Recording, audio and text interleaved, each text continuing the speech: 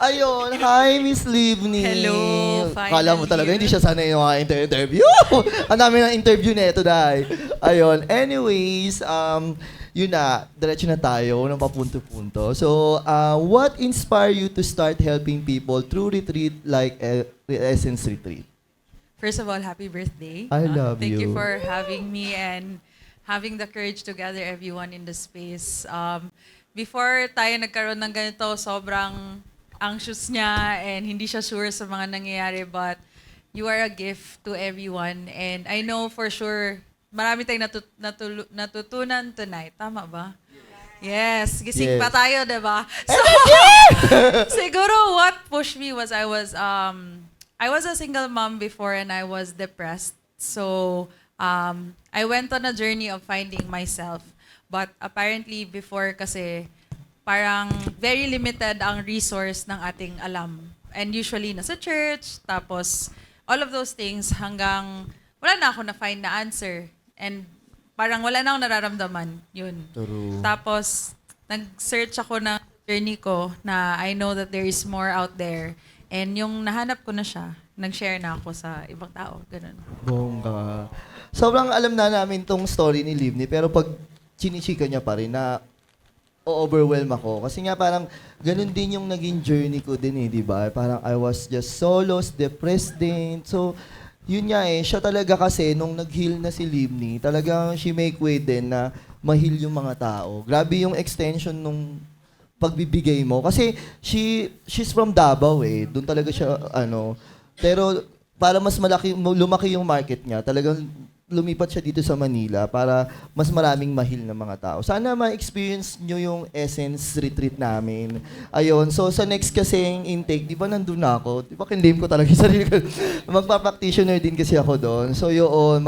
Meron na akong some of my friends nag-undergo na sa kanya ng one-on-one na yun nga yung interview muna. Parang kasi may discovery call yun. Yun, tapos merong nag-push through na. So, meron na akong mga ganong friends. So, I encourage everyone, kung feeling nyo it resonates with you, you just give it a try. Alam mo yon, wala namang mawawala. Pero may mas magigain kayo. Ayun, ito yung confidence ko ngayon. Thank you so much. Ikaw, sa'yo talaga to nang galing. Ganon.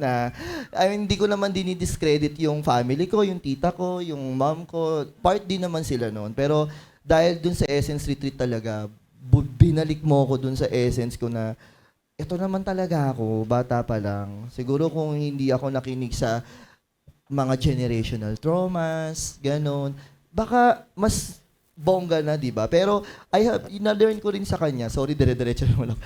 Na-learn ko talaga na we need to honor our journey. So, hindi naman din ako magiging kanto ngayon bumubula ang bibig kung hindi ko naranasan yung mga naranasan ko.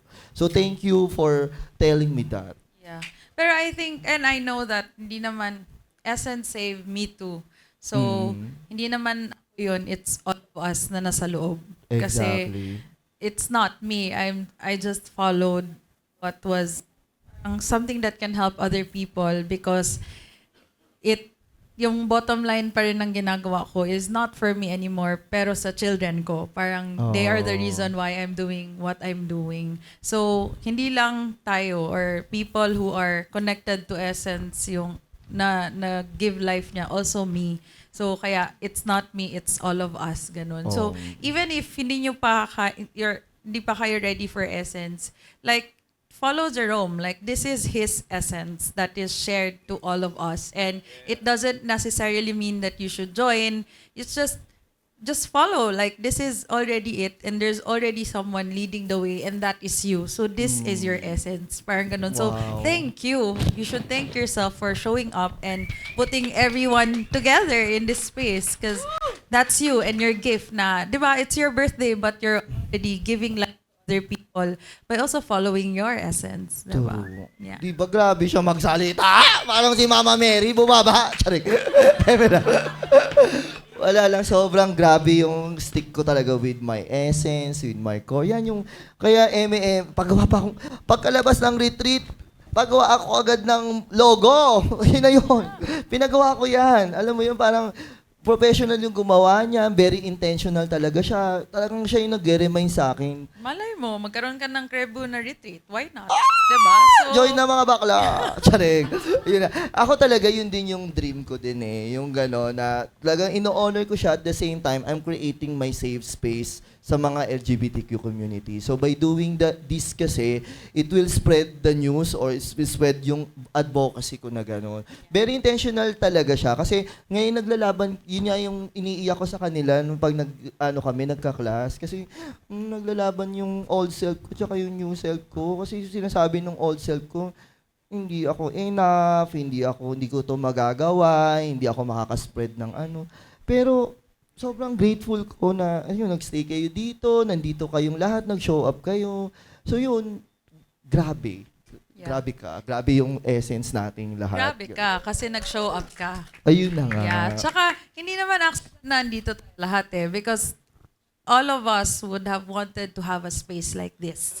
And Jerome was brave enough to share what he has. Because once upon a time, tayo din yung walang ganun. Oh, true. So, shinare natin and you being here already speaks a lot because if you're here for the experience, you're gonna gain through life. Pero, yun nga, if alam mo yung lahat ng bagay, wala ka talagang alam because hindi mo marireceive kung anong meron sa harap natin. And ito lang talaga yung meron tayo yung time na meron tayo ngayon. So, paano nyo siya ginagamit? So, for you being here, being present at this time, that's already enough because hindi mo alam na yung lahat ng natutunan mo dito, mabibigay mo sa pamilya mo, sa mga anak nyo, or kung saan-saan man. So this is a very important knowledge that we should all have na how to come back to our essence. And you started that. So you should be really proud of yourself.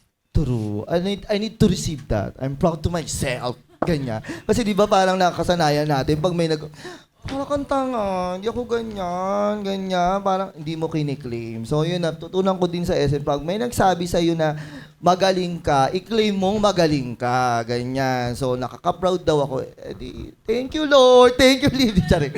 Yun lang. So sobrang grateful ko talaga. Ayun. So second question na tayo. So for people hearing about it for the first time, what exactly is the Essence Retreat for you? Essence Retreat is, ang goal ko lang talaga, mabalik tayo sa pagkabata. Kung ano talaga tayo, kung sino talaga yung batang ikaw. Because I just really believe that we're all children in an adult body. And somehow along the way, we got lost by everyone's translation of what life should be. True. Pero when you're connected to your essence, kung sino ka talaga before sinabi ng mundo na ganito ka, pag na-connect mo yung batang ikaw, mas masaya mag-create. Mas free ka. Because kung bata ka, wala ka namang kinakatakutan. You don't have fear. All you have is courage. Kaya you're always creating. And hindi ito mabubuo kung walang bata na hindi ka bumalik sa pagkabata. True. Tama. Because it takes a lot of energy to create something like this, a lot of passion, a lot of crossing over the self-doubt para mangyari to, para mapakita mo sa kanila na, huy, may nakita akong masaya and gusto ko siyang i-share sa inyo. And when you're connected to your essence, who you truly are, kung sino yung batang ikaw, yung inner child mo, doon na nagsa-start yung blessing. Kung gusto natin ng pera, di ba? Gusto natin ng pera. Mas madali siyang makuha when you are connected to your essence and who you truly are. Because hindi ka na mag-chase ng mga tao. Sila na yung mag-chase sa'yo because they want what you have. And that's you being a child because everybody just wants that childlike energy na ano yung meron ka, gusto ko din yan. True. So essence is allowing you to come back to yourself by remembering who you truly are. Yun ang aming tagline. Huwag kayong loloko-loko. Charing, ang ganda, di ba? Iba talaga yung bula ng bibig nito ni Mother. Charing. Binali na naman no? Pero kasi talaga totoo yun Tingnan nyo ako ha. Kung titignan nyo yung essence ko, kahit sa social media kung nakafollow sa akin, malala ako mag-express ng child, yung essence ko talagang, dati, pangarap kong maging sex bomb. Sasayaw ako, pakita ko sa inyong sex bomb ako. Parang ganon. So, yun yung binabalik ko lagi yung sarili ko sa ganon. Kasi pag nakakita nga ako ng bata, tas bakla sila, sana ganon din ako. Ganun, ingit talaga ako kasi hindi ko yun nagawa nung bata ako. So sana kayo din makita nyo kung hindi kayo maka-attend ng retreat namin, sana by this platform na ginagawa ko, makita nyo yung essence nyo. Mag-reflect kayo, magtanong ako, sino ba talaga ako? Ano ba yung essence ko? Tapos okay lang maging bata, 'di ba? Okay lang 'di ba pag sinabihan tayong para kang bata, negative agad yung connotation dun sa ganung eksena, 'di ba? Pero okay naman yun. Wala namang masama, 'di ba? May parang ako talaga, grabe yung yung showing up ko sa sarili ko, yung inner child ko na hinihil ko siya. Kasi pag pinakinggan ko yung old self ko dati, hindi niya yung magagawa. Etong mga gantong eksena ko, hindi siya mangyayari. So kaya, yun lang din yung pressure ko talaga. Kanina nga lang din, nanginginig ako kasi wala, ine-expect ko, lahat late, walang pupunta, ganyan. Tapos, kikita ko lahat, nakukumpleto kayo, ganun. Very intentional kayong lahat. Kaya, sobrang thank you. Tsaka, hindi ka pwede, mahirap maging bata ulit if you don't safe with the environment. True. Kaya, sobrang importante ng mga taong nakapaligid sa'yo. Because, if in a space you feel contracted, you feel like you're judged, or you can't even dance kasi may masasabi sila, how can you be expressive? So, you have to be with people. Like, Jerome is a safe space. When you're around Jerome, parang he allows you to just be. Kasi yun naman talaga ang kailangan. And when you're in that space, when you're okay with being who you are, you start playing around and you start expressing. Kasi nga, yun yung paniniwala ko na you're here on this earth to express yourself through your senses, through your art, through the way that you speak. And if you're not expressing, yung body nga yung mag-express for you. Kaya may mga depression or, this disease is disease. The body is not at ease. So the way for you to fully live life, gets na nila to, is through allowing yourself to express yourself in any way. Yung mga hilig nyo dati, yung sumayaw, maglaro, or all of that, dapat that's how you should be living. Because if not, magkakaroon ka talaga ng depression, kaya nagkakaroon ng high rates of depression and all of that, lalo na sa mga LGBTQ. Diba? Malala, di ba? Nakita niyo naman yung journey ko kanina. 3 beses na diagnose, tapos biglang naging bipolar. So, paano ko makakawala sa ganong identity? Pero, mundo lang naman yung nagbigay nun, di ba? Nag-gain mo yon dahil sa mga childhood traumas mo. So, I hope kayo din, pag may nagsabi sa inyong ganto ka, ganyan ka, back to your essence. Pag nakilala niyo yung essence nyo, hindi kayo malolost. So, yun lang. Last question na daw, sabi nung tsare, parang nalungkot bigla. Pero ito, yung last question, what are the common struggles of people bring with them when they attended your retreat? When you attend your retreat? Common struggle. Start ko sa'yo, Charis. Ayun na nga, sige. Start mo na sa akin. Hindi, heartbroken. Yung mga, they feel, usually nagta-transition. Yung hindi na nila naiintindihan yung sarili nila. Kasi, they're on a journey of growing. So, what used to work doesn't work anymore. And nagkaroon sila ng space to express themselves. Usually, yun yung mga tao na hindi na marunong makaramdam kasi sa sobrang suppression of self. True. They don't, robot. Oh. Yeah. Some people, they have everything but they're very empty inside. So, usually, yun yung mga sumasali. People who are on the transition, on the next journey of their life, hindi lang sila makamove forward because they don't know how. Parang True. ganun. So, yeah, those are the people that are going through it. Relationship, people going through difficult relationship. Yung mga walang boses, yun. Yung nahihirapan magsalita. And yung mga people pleasers, yung mga ganun. Ayun. Di ba? Yeah. Parang tayo yun. Tsaka saving, mga savior, mga messiah complex, ganon. Oh. I will save you, later na lang ako. Yung mga nakalimutan na ang Oo. sarili, ganon. True. Yeah. Daming ganun eh. Meron din akong na-learn din eh. Yung minsan kasi si Livni din, pag hindi minsan nafe-fake kasi yung intention, di ba? Meron kasi din kaming may nag-attend din sa amin na hindi siya yung pure yung intention niya. Ganon. So nararamdaman din yung energy eh. Kaya talagang si Livni nagpapa-discovery call siya. Kasi kahit sa sa call lang, mafe-feel niya kung intentional ka or hindi. Ganon. Ako talagang I'm very intentional sa kanya. Ito yung struggles ko. Ito. Mafe-feel niya yun. So, di ba, nasabi niya sa amin na marami rin siyang nire-reject. Kasi yung iba, nakikita lang na ay try ko kaya to. Kasi pag nandun ka talaga, grabe yung inner work. Hindi sa kanya manggagalit. May effort on her part, pero mas times 10 yung efforts on you na i-release lahat ng inner traumas, generational traumas. Kasi mamimit mo lahat ng mga nanakit sa'yo eh.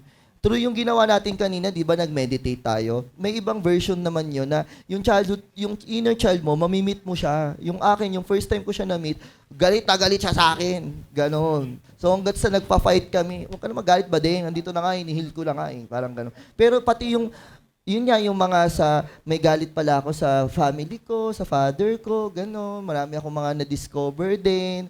So, dun ko siya na-heal kasi talagang may part ng exercise na bigla na lang yung galit mo, biglang may, si Kuya Remo nga yun, sorry Kuya Remo, siya yung talagang, gano'n talaga, yung gano'ng moment na, pero, after kasi doon, di ba, pusa na lang, ganun. After kasi nun, merong biglang mag-ship yung tanong niya, na parang, si Kuya Remo, biglang ay yung taong galit ka, kung sino man yon, biglang ilalagay mo yung sarili mo sa posisyon niya. So, bakit ba siya naging gano'n? So, doon mo maiisip na, meron din pala siyang generational traumas. Meron din pala siyang childhood traumas na hindi niya intensyong saktan ka. It's just that napoproject niya sa iyo lahat ng traumas kasi ganun siya pinalaki. Ganun yung, iba, ganun yung sabi. Kaya parang doon mo mahihil yung sarili mo. Okay. Galit ako sa papa ko dati, di niya ako matanggap, di nila ako ganito, yung pati yung teacher ko na, alala ko, grade school ako, nung grade 3, pinahiya ako. Mag-account ka na bakla ka eh, ganyan. Hindi ba ako na-meet ko siya. Yeah, camera. Grabe, di ba, Kuya Remo? Naging baklang teacher siya. Ganon. Pero after that, grabe, doon ko na na-feel talaga grabe yung exercise na yun. So, thank you so much talaga, Livni, for that experience. And I hope ma-experience niyo yung na-experience kong healing. Kung hindi man kay Livni, ako maybe soon makaheld ako ng space na ma-integrate ko yung mga learnings ko sa kanya kasi talagang practitioner na rin ako ng Essence. So, ayun, I hope see you in the other side. Yung mga di ba? Masabo! Thank you so much! Tsaka thank you din sa mga ginagawa mo ngayon. This is where we start. And thank you sa inyo kasi nagstay pa din kayo. And we love you, Jerome. Like, Thank you so you much. are a gift, not only for me, I know for everyone else, pero for me, by you showing up speaks a lot about your character. And that is why we're all here because you also showed up for us. So, we love you. I love you too. And happy birthday. Thank you, Mother Livni. I love you. Picture naman kami, mga min. Ladies and gentlemen, a big round of applause for our life coach, Livni. Si Ma'am Livni, palakpakan naman. Wow.